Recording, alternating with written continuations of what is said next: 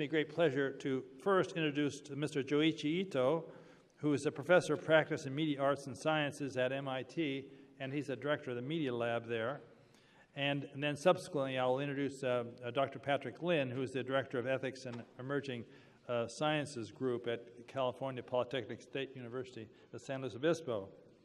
So speaking first is Mr. Ito, and he has been recognized widely for his work as an activist, entrepreneur, venture capitalist, and an advocate of, I think, emergent democracy and privacy and internet freedom. At MIT Media Lab, he has worked on research surrounding the progression of artificial intelligence in design and implementation of self-operating machines. He will provide a glimpse into this expanding possibilities of artificial intelligence that we all should be aware of. I didn't say fear, but be aware of. And so please, Mr. Ito, take the stage, and we're looking very much forward to your experiences in this most important topic.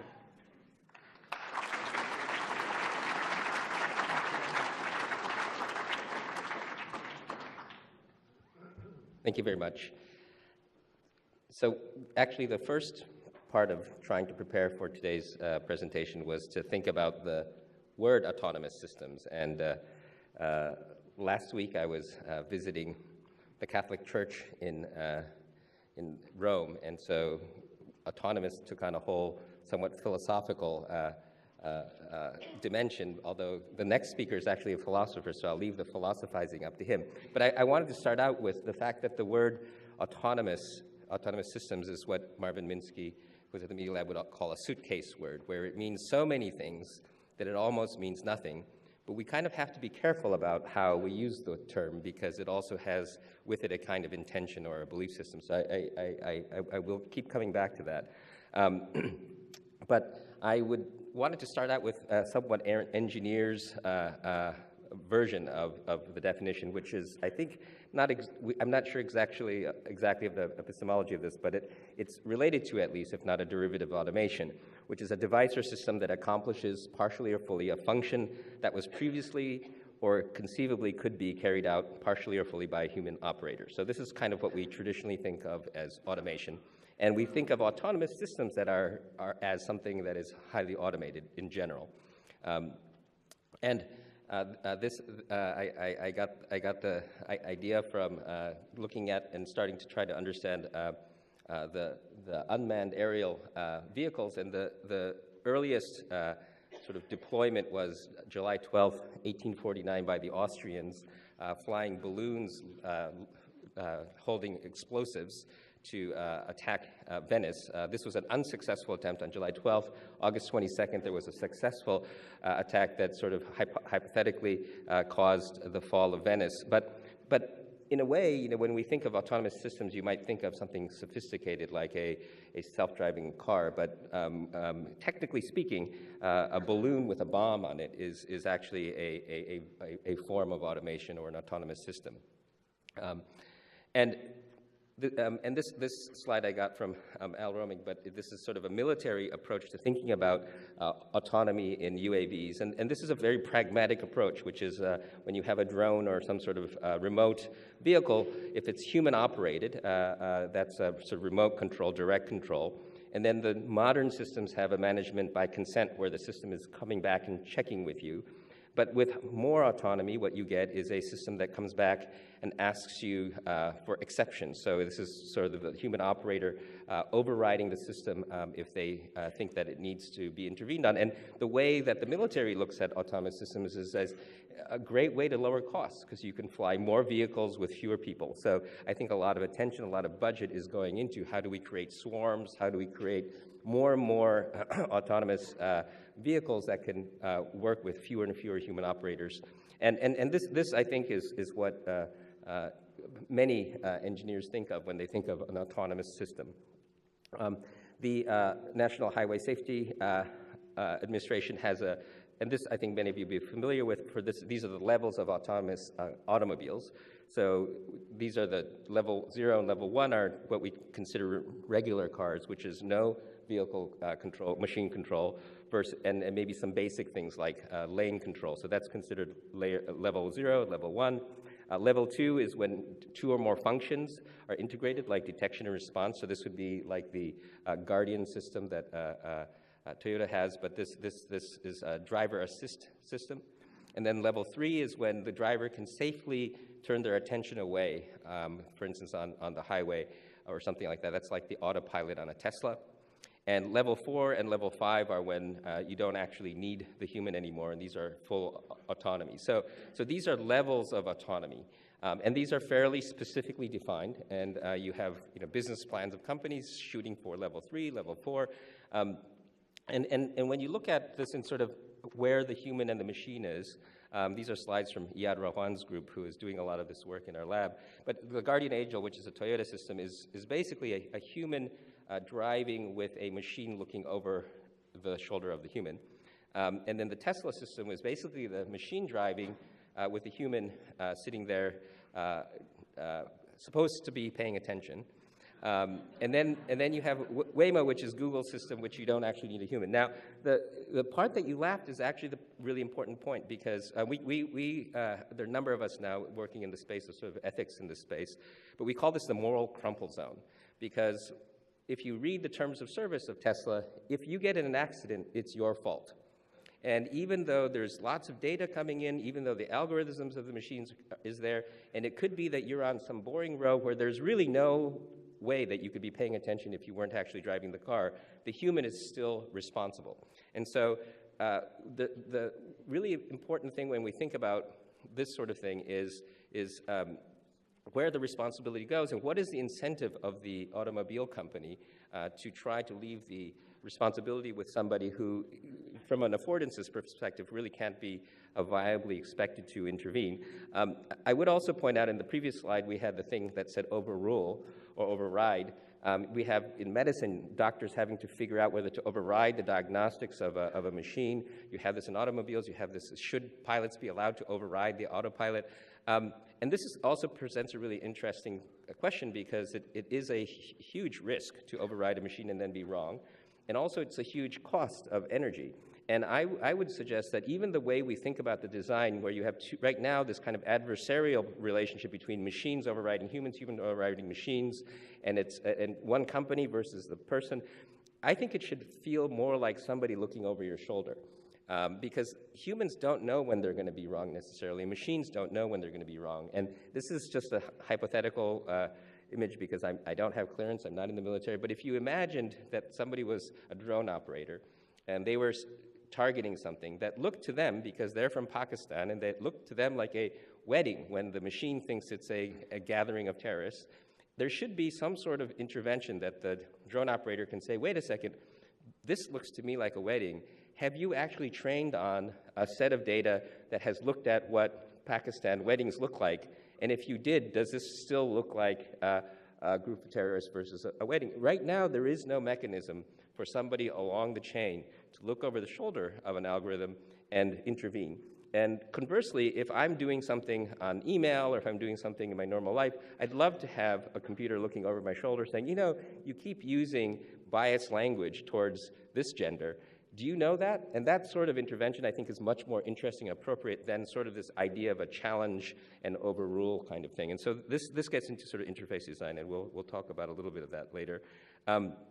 So getting back to this sort of autonomous systems word, I think the problem for me is that, and so we had a huge debate. It was almost like a joke. There was a priest, a lawyer, an engineer, a Silicon Valley VC, and me, and we were all arguing about autonomy. And obviously the priest says the only autonomous system is God, and I think we got to the point where, I guess my point was that when you talk about autonomous systems, you start to imagine, even though you know that there are subsystems that feed into it, and that it's part of a system of systems that across scales, that there is no such thing as pure autonomy. And now the philosophers have argued about free will for a long time, and so I won't go into free will, but I personally believe that free will is heavily overrated. But I think that a lot of us just do.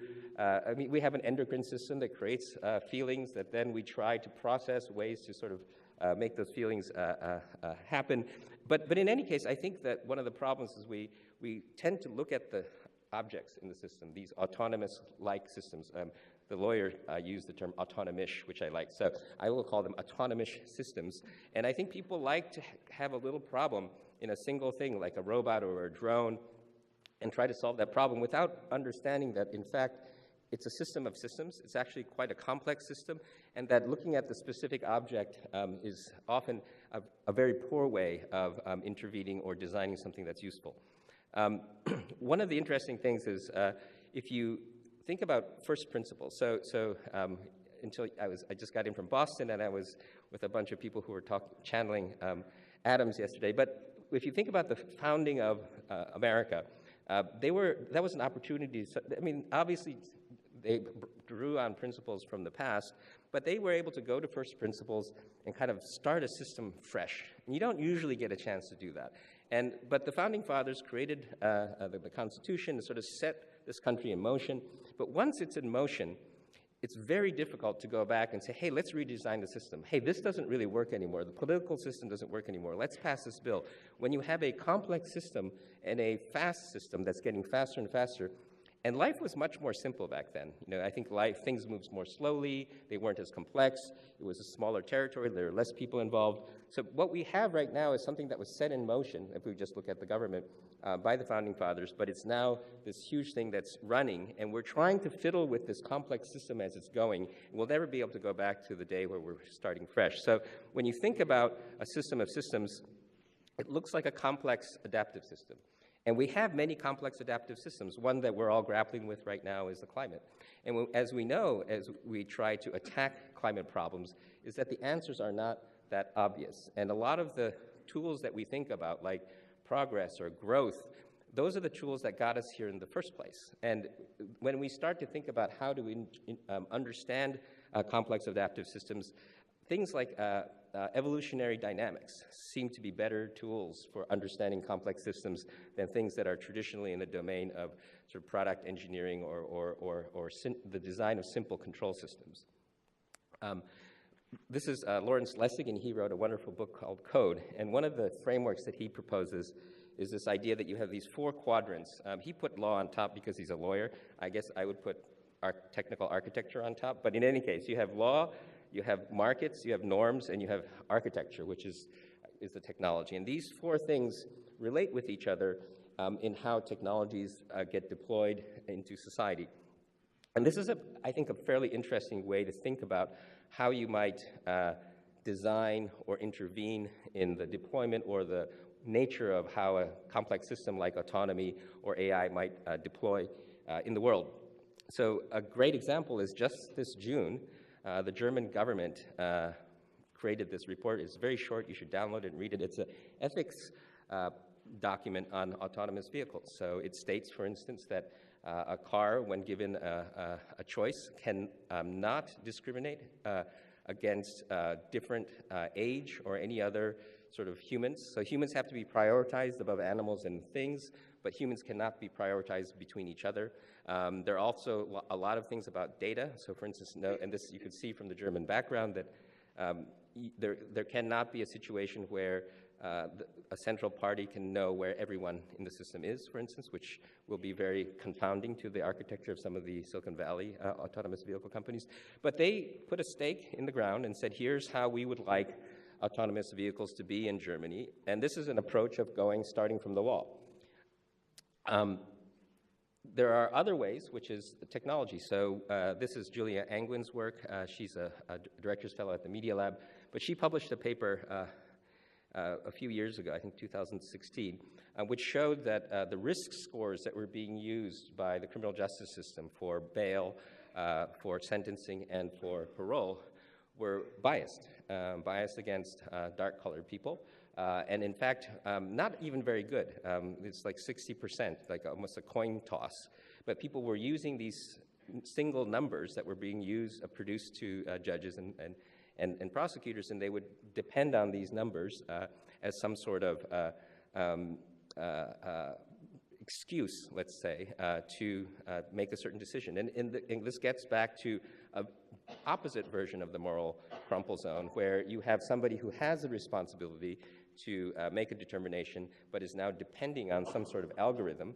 And in fact, the algorithms are often very faulty, as her data shows, and we've gone out and shown that the data that's being collected is poor, the way it's being entered is poor, the algorithms are poor, and when in a recent case, somebody tried to subpoena the algorithm in a court because it was a corporate risk score, the algorithm was withheld from the court as a trade secret.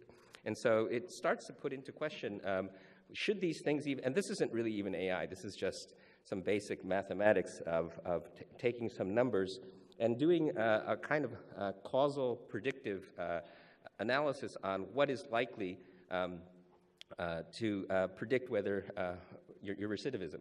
Another thing, and Karthik, who's with me, and his team who work with us have been doing, is been going into the town of Chelsea in Massachusetts, which is doing a really interesting project, which is to work with the social workers and the police and everybody else, and not thinking about the criminal justice system in isolation, but actually looking at the whole system end to end. And so instead of calling a drug problem a case, it is now a situation.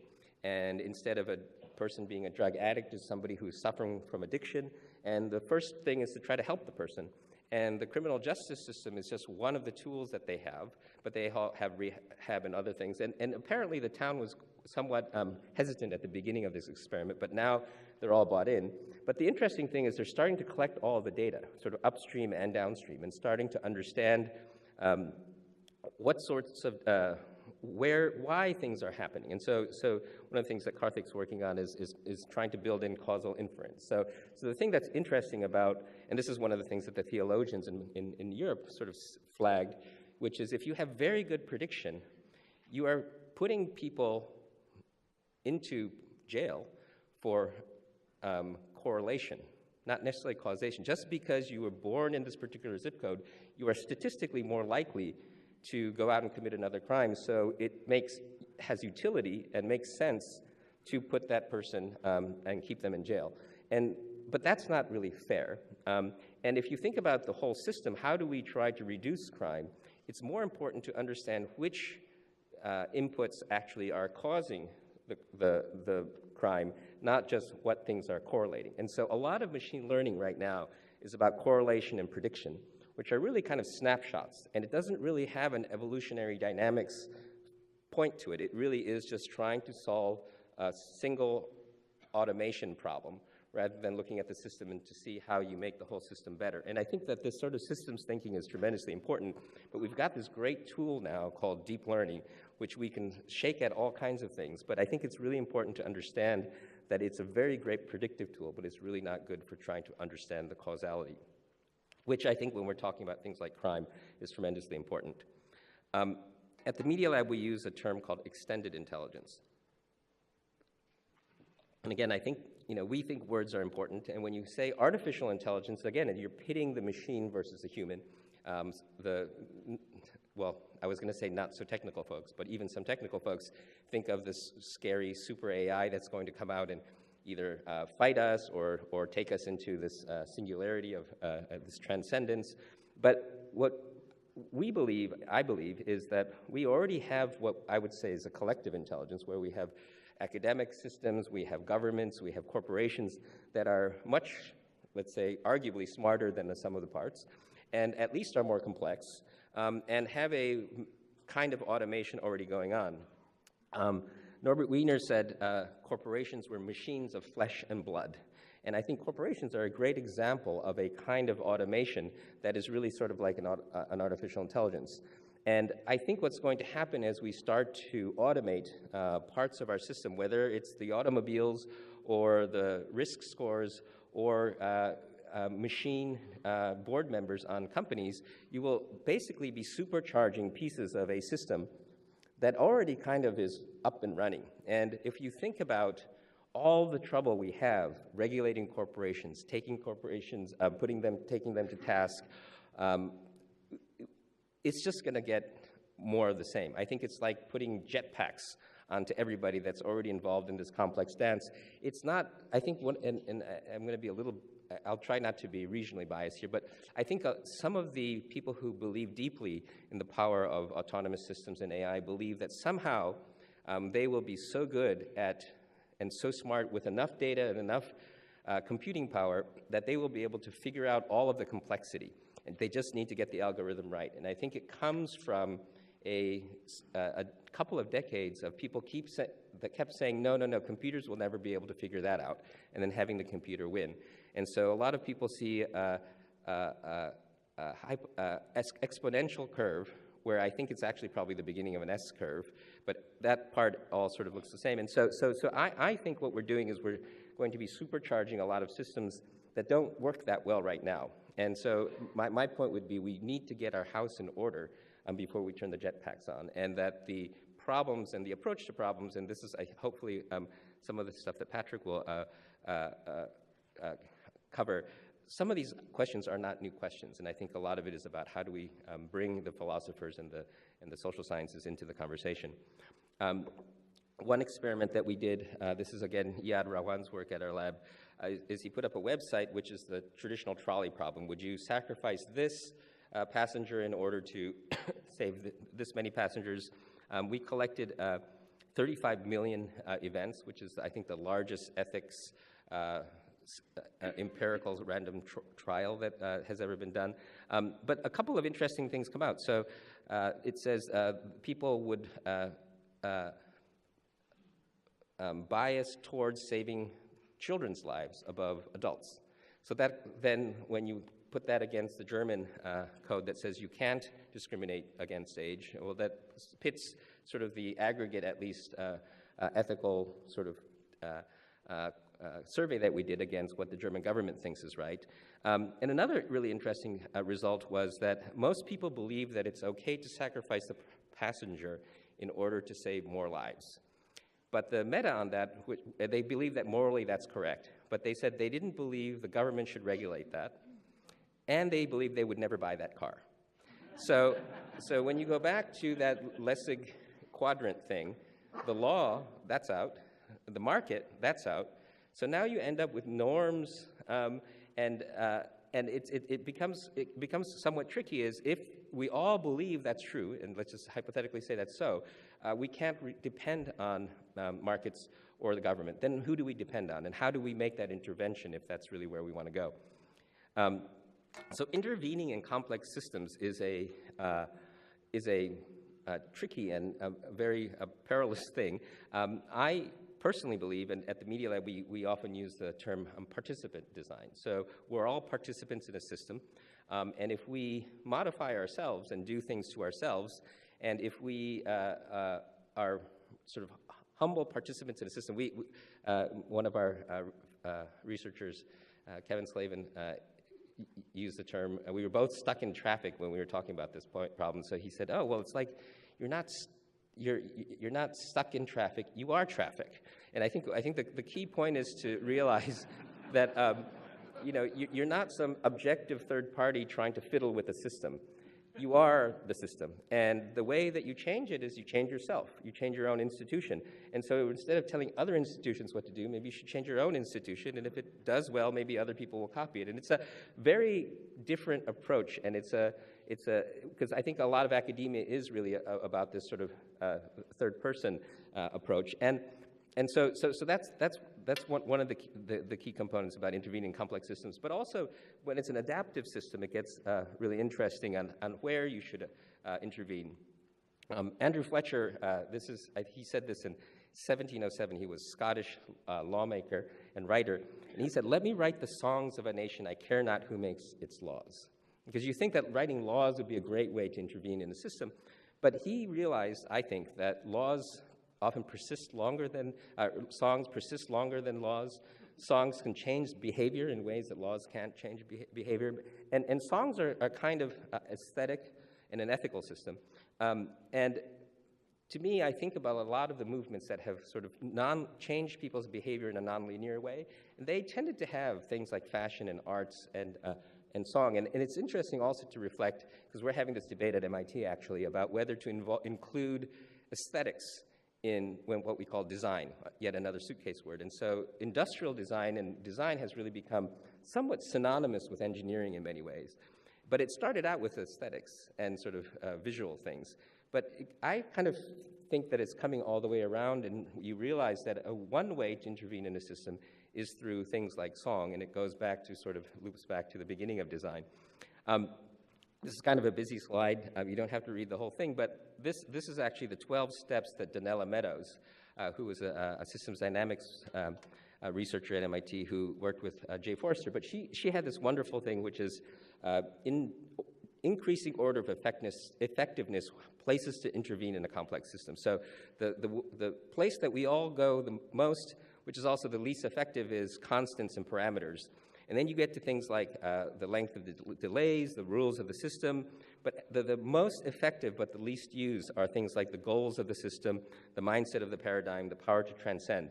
One of my favorite examples is everyone knows the Monopoly game.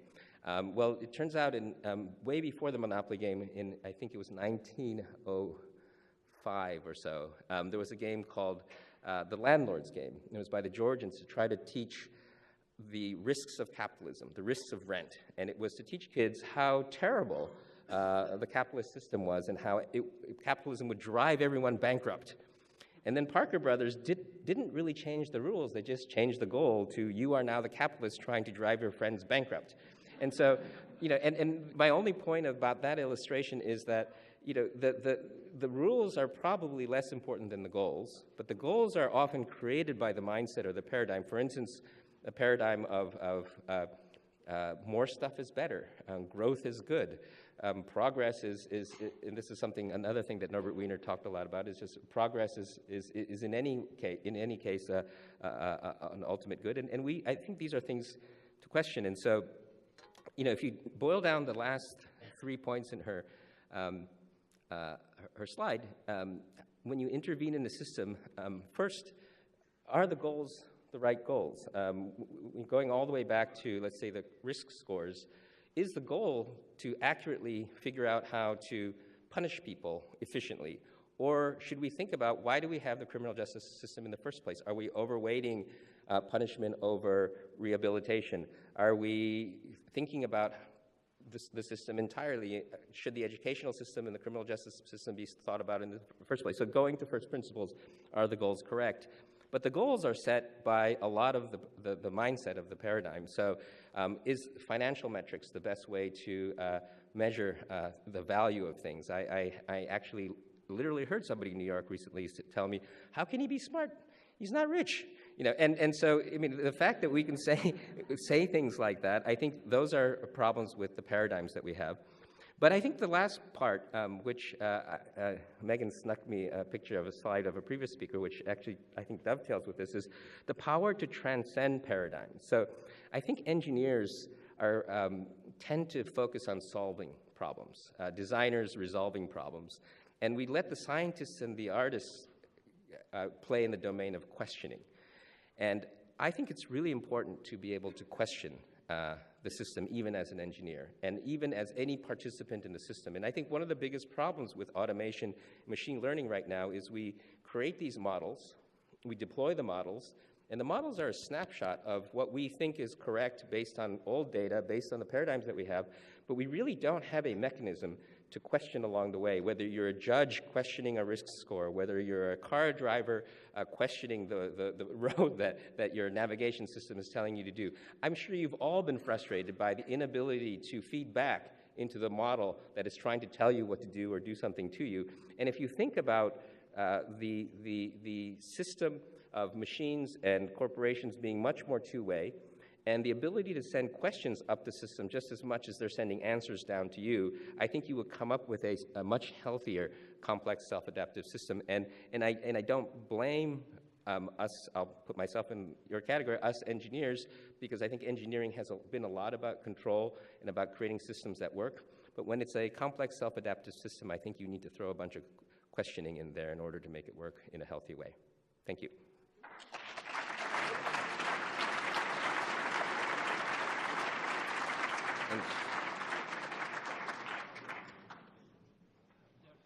Yeah, I can take the question. So I think I have time for a question. Sure. Do we have a question from the audience for Mr. Ito?